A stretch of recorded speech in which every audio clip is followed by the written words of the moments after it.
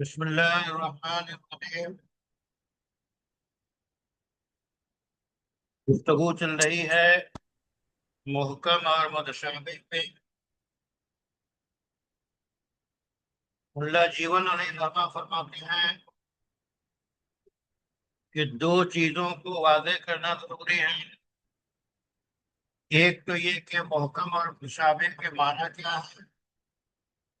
دوسرے یہ کہ ان دونوں سے مراد کیا ہے۔ تو فرماتے ہیں کہ بعض مفسرین اور علماء کہتے ہیں کہ محکم تو کہتے ہیں کہ جس لفظ کے معنی لفظی اعتبار سے بالکل ظاہر ہو یا تعویل سے اس کی مراد واضح ہو جائے اسے محکم کہتے ہیں، اور متشابہ اس لفظ کو کہتے ہیں کہ اس کی جانکاری کا کوئی راہ نہ ہو۔ مثلا قیامت کب قائم ہوگی، دجال کب نکلے گا، اور عجیب الخلقت جانور کب نکلے گا جو لوگوں سے باتیں کرے گا، پیشانی پہ نشان لگائے گا۔ اسی طرح بہت سی صورتوں کے شروع میں جو حروف مقطعات آئے ہیں یہ سب متشابہ میں داخل ہیں۔ دوسری تعریف محکم کی بات علماء نے یہ کی ہے کہ محکم کے معنی یہ ہے کہ جس کا ایک ہی معنی سمجھ میں آئے، اس کے علاوہ کوئی معنی سمجھ میں نہ آئے، واضح ہو ایک ہی معنی سمجھ میں آئے۔ اور متشابہ اس لفظ کو کہتے ہیں جس کے مختلف معانی لیے جا سکتے ہیں۔ ایک قول یہ ہے کہ محکم جو ہے اس حکم یا اس لفظ کو کہیں گے جو بحیثیت ناسخ ہو، اور متشابہ اس لفظ اور اس حکم کو کہیں گے جو بحیثیت منسوخ ہو۔ مزید تعریف محکم کی یہ کی گئی کہ جو بار بار اس کے الفاظ نہ دہرائے جائیں، اور متشابہ تعریف کی گئی کہ جس کے الفاظ بار بار دہرائے جائیں۔ ایک اور تعریف محکم کی یہ کی گئی ہے کہ جس کے معنی عقلی طور پہ سمجھے جا سکے، اور متشابہ وہ ہے جس کے معنی کا ادراک عقل نہ کر سکے۔ مثلا رکعتوں نماز کی رکعتوں کی تعداد، نماز کا 5 ہی اوقات میں ہونا، رمضان کے روزوں کی فرضیت، شعبان کے مقابلے میں رمضان کے ہی روزے کی فضیلت فرضیت۔ اسی طرح ایک تعریف یہ بھی کی گئی ہے کہ محکم میں فرائض، وعدے، وعید داخل ہیں، اور متشابہ میں قصے، اسٹوری اور سچی کہانیاں جو قرآن کا خاص انداز ہے، اور مثالیں داخل ہیں۔ ایک مزید تعریف کی گئی کہ محکم کہتے ہیں کہ اللہ تعالی نے جس کا حکم ہر کتاب میں دیا ہو، جتنی آسمانی کتابیں ہیں اس کا حکم ہر کتاب میں موجود ہو، جیسے کہ فرمان الہی قل تعالوا اتل ما حرم ربکم علیکم۔ اسی طرح آیت کریمہ وَقَضَى رَبُّكَ أَلَّا تَعْبُدُوا إِلَّا إِيَّاهُ، تو یہ ایک ہی خدا کی عبادت ہر کتاب میں، ہر آسمانی کتاب میں موجود۔ اور متشابہ اس حکم کو کہیں گے جس کا تذکرہ صرف قرآن میں ہے۔ دیکھیے محکم اور متشابہ کی تعریف میں علماء و مفسرین کی جتنی خاصی رائے کو نقل کیا گیا، جو تقریباً 17 رائے 17 قول سامنے آتا ہے، اور اس کا تذکرہ علامہ سیوطی نے الاتقان فی علوم القرآن میں شافعی مسلک کے مطابق کیا ہے، اور وہاں بڑی خوبصورت باتیں ذکر کی ہیں کہ محکم جو ہے اس کے مراد واضح ہوتی ہیں، وہ بالکل ظاہر ہوتا ہے، اور اس سے زیادہ اگر ہو تو وہ نص ہے، اس سے زیادہ ہو تو وہ مفسر ہے، اور متشابہ کہتے ہیں جس کی مراد میں خفا ہو تو اسے خفی کہیں گے، خفا زیادہ ہو تو مشکل کہیں گے، مزید خفا ہو تو مجمل کہیں گے۔ تو دیکھیے ظاہر، نص اور مفسر کو جو ہے وہ بتا دیا کہ وہ سب محکم کے ذیل میں ہیں، اور اسی طرح خفی اور مشکل اور مجمل یہ سب متشابہ کے ذیل میں ہیں۔ کہتے ہیں کہ اس واسطے کہ اللہ تعالی نے تمام آسمانی کتابوں کو 2 حصوں میں تقسیم فرمایا، ایک حصہ محکم پہ مشتمل ہے، دوسرا متشابہ پہ مشتمل ہے، اور اس حساب سے جتنی آیات اور جتنی کتابیں ہیں یہ سب انہی 2 قسموں کے اندر شامل ہیں۔ کہتے ہیں کہ البتہ اس گفتگو میں ایسی کوئی دلیل نہیں پائی جا رہی ہے جو مبنی بر حصر ہو، یعنی 2 ہی قسم ہو۔ کیوں؟ اس واسطے کہ یہاں پہ تبعیض کا یعنی من جو ہے کلمہ استعمال ہوا ہے، من تبعیضیہ ہوتا ہے، یہ کہتے ہیں کہ ایک علمی گفتگو ہے، اس میں غور فرمائیں۔ اس کے بعد کہتے ہیں کہ اہل اصول کی اصطلاح میں جو تعریف کی گئی ہے اور فقہا رحمہم اللہ نے جو توصیف کی ہے وہ یہ ہے کہ محکم اس لفظ کو کہتے ہیں جس کے معنی بالکل واضح ہوں، اور وہ لفظ اسی معنی کو بیان کرنے کے لیے لایا گیا ہو،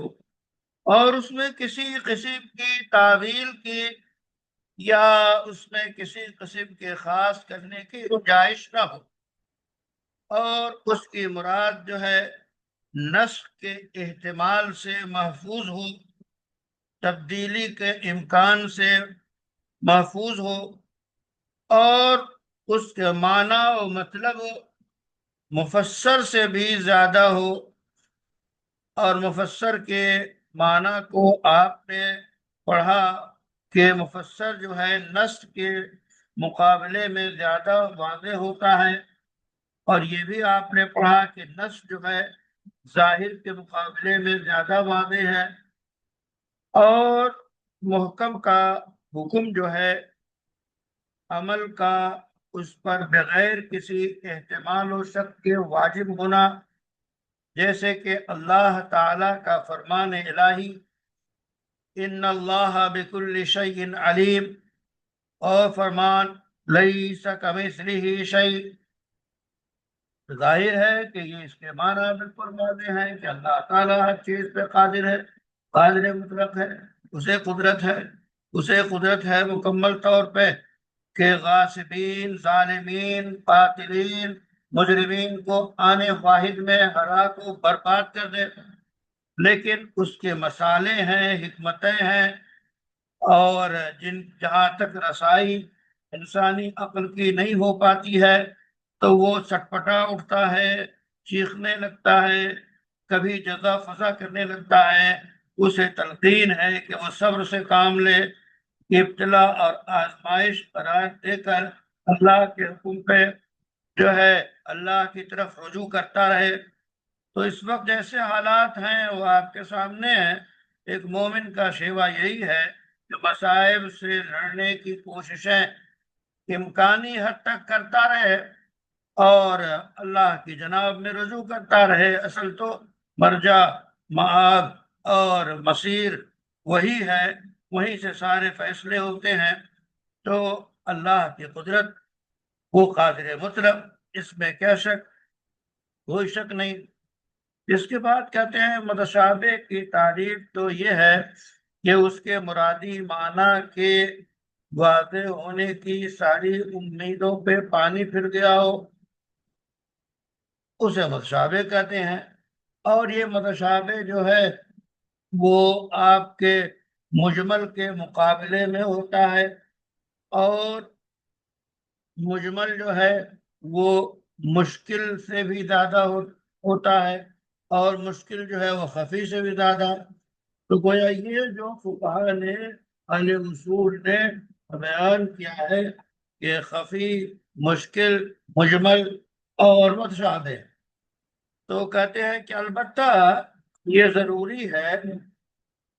کہ ان پہ، اس کے حق ہونے پہ یقین رکھنا ضروری ہے۔ مثلا قرآن کریم کے ابتدا میں بہت سی صورتوں میں حروف مقطعات ہیں۔ اسی طرح اللہ تعالیٰ کا فرمان وجوہ یومئذ ناظرۃ الی ربها ناظرہ، اب دیکھیے بہت سے تر و تازہ چہرے ہوں گے جو اپنے پروردگار کو دیکھ رہے ہوں گے۔ تو یہاں پہ رویت، اللہ کو دیکھنا بیان کیا گیا۔ تو یہ آیت یقیناً محکم ہے، کس بات میں؟ اس بات میں محکم ہے کہ ہمارا ایمان ہے کہ اللہ کی رویت ہوگی، اور مسلمانوں کو جنت میں داخلے کے بعد سب سے بڑی جو نعمت ملے گی وہ اللہ کا دیدار ہوگا۔ تو اس کے حق ہونے پہ یقین ہے، اس سلسلے میں یہ محکم ہے۔ اور نظر کی، رویت کی کیفیت کیا ہوگی، اور کیسے دیکھیں گے، کہاں سے دیکھیں گے، کس جگہ سے دیکھیں گے، یہ ساری تفصیلات جو ہے وہ متشابہ میں داخل ہے۔ وہ ہم اس محکم کو یقین رکھتے ہوئے کہ لیس کمثلہ شیء، ہم یہ کہیں گے کہ ہمیں رویت کی جو کیفیت ہے وہ تو معلوم نہیں، لیکن نفس رویت پہ ہمارا یقین و ایمان ہے۔ شیخ الاسلام فخر الاسلام البزدوی نے یہاں پہ کہا کہ اس سے ہمیں پتہ چلا ان تمام گفتگو سے کہ متشابہ جو ہے ایسا نہیں ہے کہ اس کے معنی بالکل نہ سمجھے جائیں، یعنی ایسا ہوتا ہے اس کے معنی بالکل، یہ قسم ہے متشابہ کی کہ اس کا معنی بھی بالکل نہ سمجھا جائے، مثلا الف لام میم اور اس کے علاوہ حروف مقطعات، تو اس کے اور ان کا نام ہی مقطعات رکھا گیا ہے۔ اب کہتے ہیں کہ یا یہ تو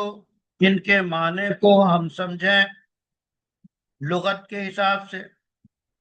لیکن اللہ کی مراد اس سے کیا ہے یہ ہمیں معلوم نہیں،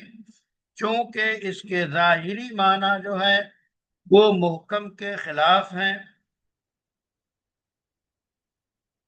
اس لیے اللہ تعالیٰ کا فرمان دو طرح کے، یہ مقطعات ہو گیا، پھر وہ کیا اس کا لفظ تو معنی جو ہے، اس لفظ کا معنی تو معلوم نہیں ہے لیکن اسے کیفیت ہم کو معلوم نہیں ہے، یہ بھی متشابہ ہے۔ جیسے کہ اللہ تعالیٰ کے لیے وجہ کا استعمال، اللہ کے لیے ید کا استعمال، اللہ کے لیے ساتھ کا استعمال، تو کہتے ہیں کہ ان آیات کو آیات صفات کہتے ہیں۔ اور جہاں تک مسئلہ ہے سورتوں کے شروع میں جو حروف مقطعات ہیں وہ کل 29 ہیں، کل 29 ہیں، اور کہتے ہیں کہ ان میں سے ایک الف لام میم صاد ہے سورہ آراف میں، اور الف لام را ہے سورہ رعد میں، اور کاف ہا یا عین صاد ہے سورہ مریم میں، اور تاسین جو ہے سورہ نمل میں، صاد جو ہے وہ سورہ صاد میں ہے، اور اسی طرح آپ کے حامیم عین سین قاف سورہ شورا میں ہے، نون جو ہے سورہ نون میں ہے، اور ایک جو تاہا جو ہے اسی طرح، یاسین جو ہے اسی طرح، تاسین تاسین سورہ شعراء میں، سورہ قصص میں، اور 5 جو ہے جو ہے سورہ الف لام را 5 ہے، یہ یونس میں، ہود میں، اور یوسف میں، ابراہیم میں، ہجر میں، اور 6 میں سے سورہ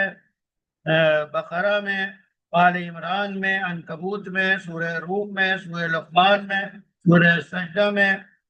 اور 6 جو ہیں حامیم سورہ مومن، سجدہ، اور زخرف اور دخان، جاسیہ، احقاف میں۔ کہتے ہیں کہ جہاں تک مسئلہ ہے آیات صفات کا، تو وہ تو قرآن میں بہت ساری ہیں آیات صفات، قرآن کریم میں بہت ساری ہیں۔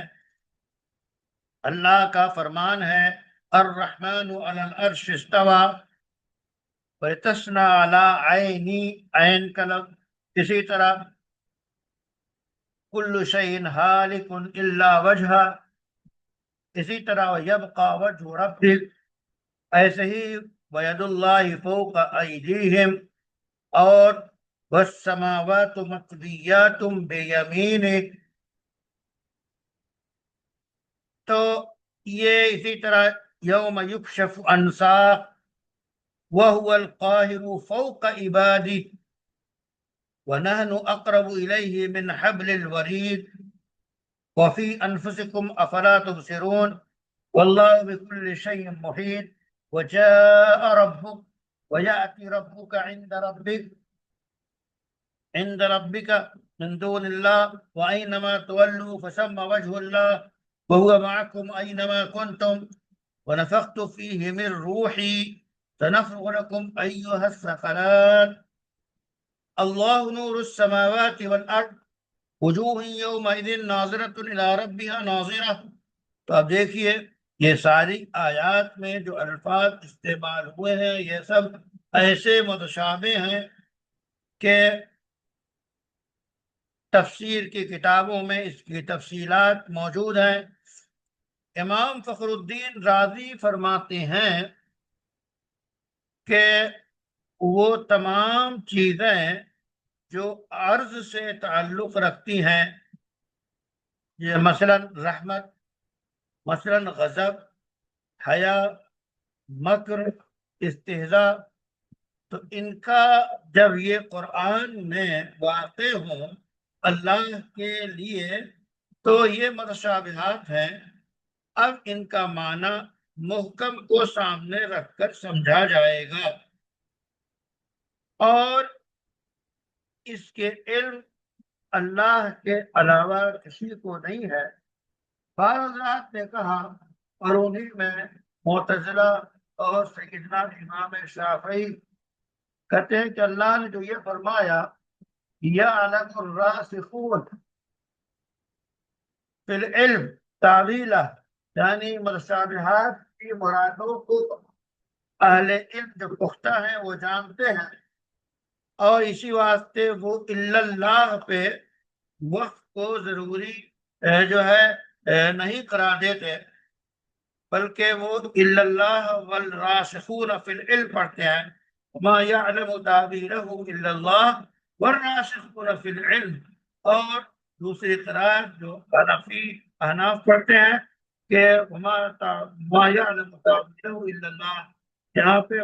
وقف کرتے ہیں، پھر آگے پہ والراسخون فی العلم یقولون،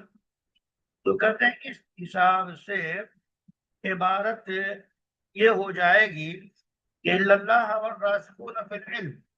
اور اللہ تعالیٰ کا یہ فرمان یقولون آمنا بھی، یہ حال سے واقع ہے، اور راسخون جو ہے اس پہ روایت ہے مجاہد کی ابن عباس سے، وہ کہتے ہیں انا ممن یعلم تاویلہ، یعنی عبداللہ ابن عباس کہتے تھے کہ میں وہ ان لوگوں میں شامل ہوں جو ان کی مراد سے واقف ہے، یعنی وہ بھی گویا وقف نہیں کرتے تھے الا اللہ پہ۔ یہ عبداللہ ابن عباس کی تفسیر ہے۔ ابن ابی حاتم نے ضحاک سے نقل کیا کہ وہ کہتے ہیں کہ الراسخون جو ہے فی العلم، یعنی یعلم تعویلہ، اس واسطے کے راسخون فی العلم جو ہے وہ اس کے مرادی معنی کو جانتے ہیں۔ کیوں؟ کہتے ہیں اگر ان کے مرادی معنی کو نہ جانتے تو وہ ناسخ اور منسوخ کو بھی نہیں جانتے، حلال کو حرام کو نہیں جانتے۔ اور اکثر صحابہ اور تابعین اور تبع تابعین کی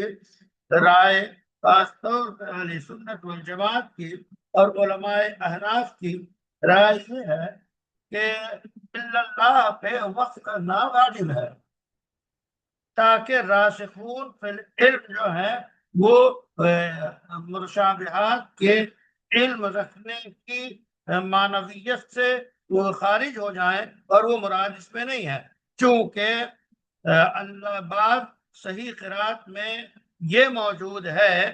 وَيَقُولُ الرَّاسِخُونَ فِي الْعِلْمِ، یعنی بعض قرات قرآن کی مختلف قراتیں ہیں اس میں وَيَقُولُ الرَّاسِخُونَ، یقول کا لفظ ہے، راسخون فی العلم کہتے کم ایمان لائے، تو گویا اس سے تائید ہوتی ہے کہ الا اللہ پہ وقف کرنا واجب ہے۔ اور کچھ قراتیں ایسی بھی ہیں کہ وَإِن تَأْوِيلَهُ إِلَّا عِندَ اللَّهِ، اور کہتے ہیں کہ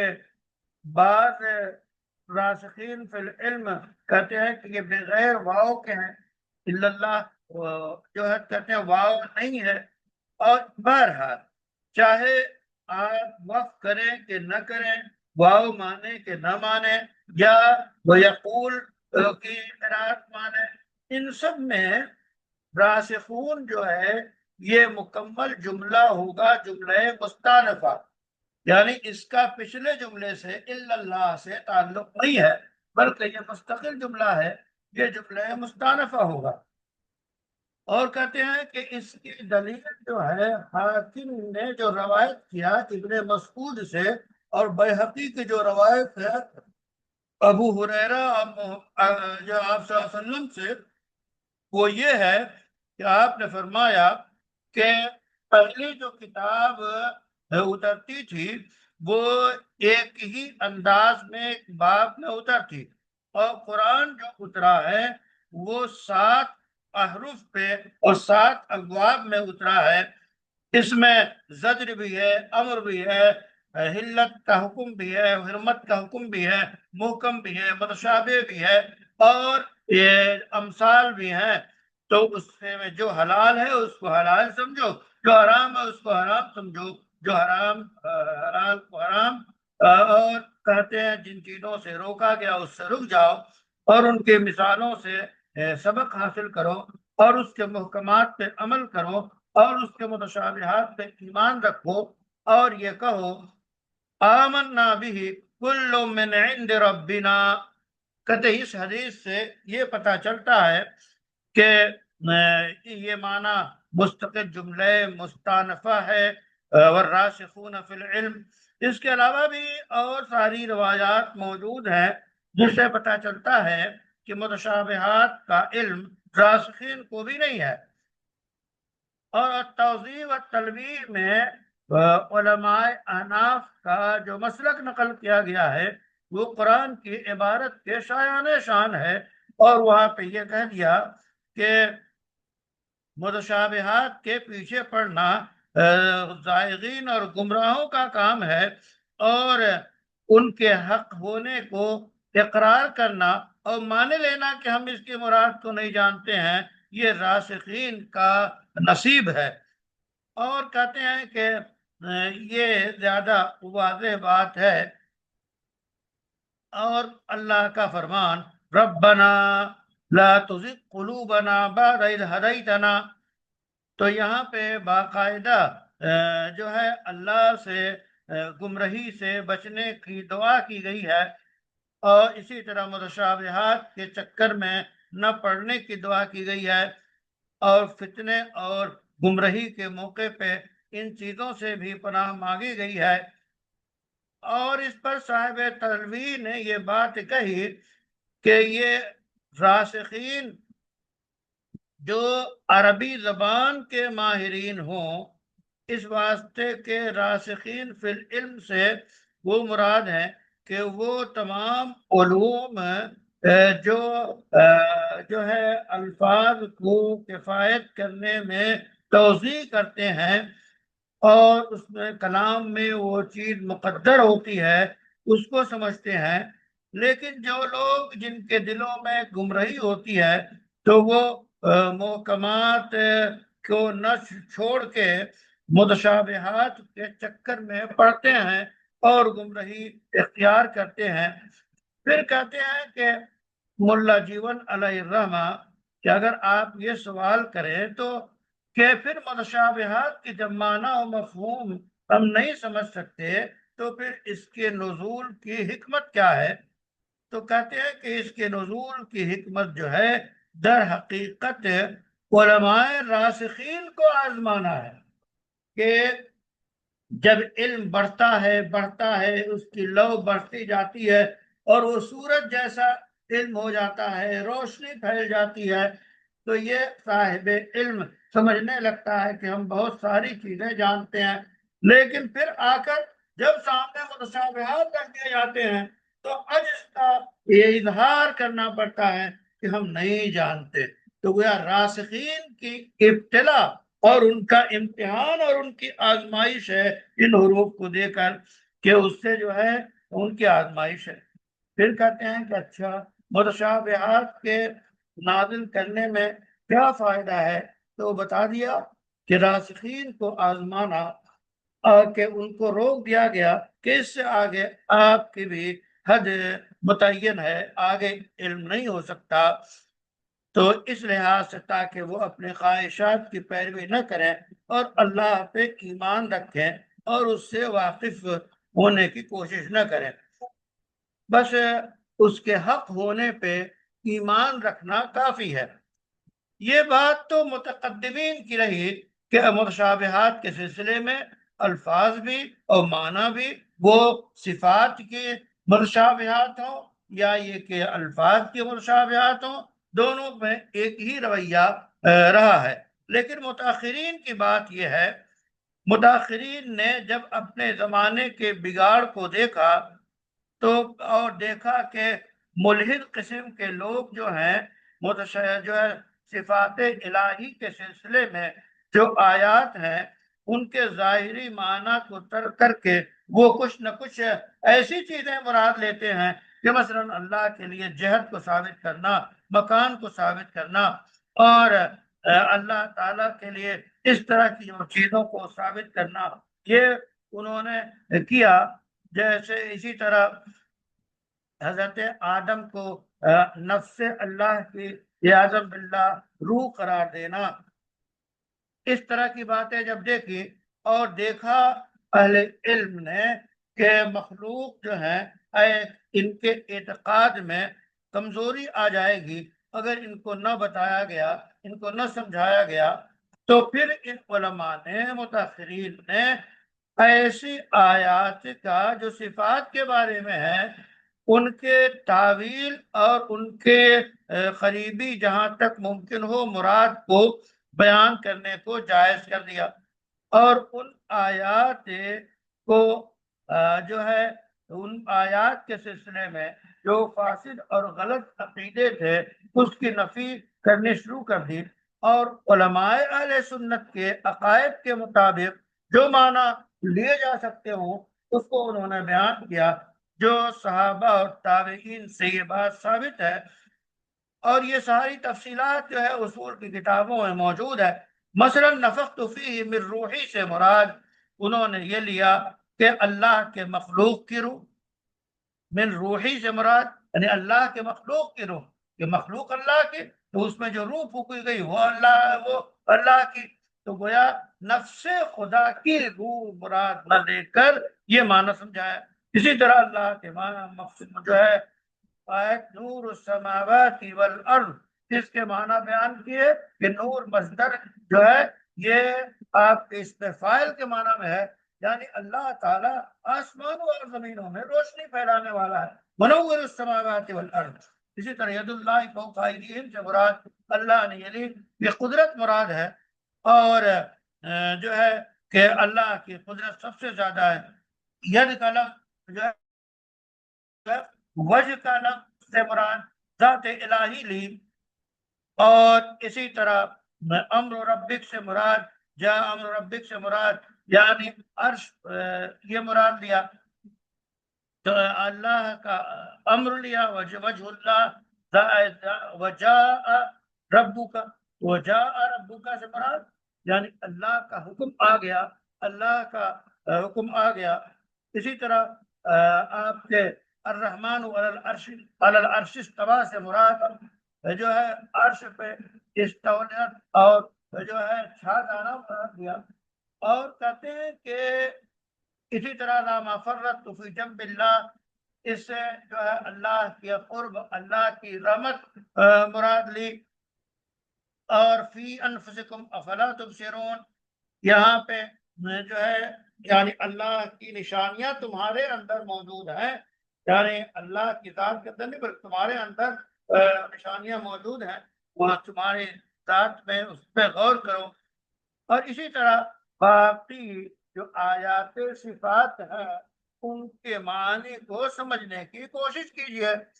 کہتے اس طرح متاخرین نے مقطعات کی بھی تعبیر کی ہے،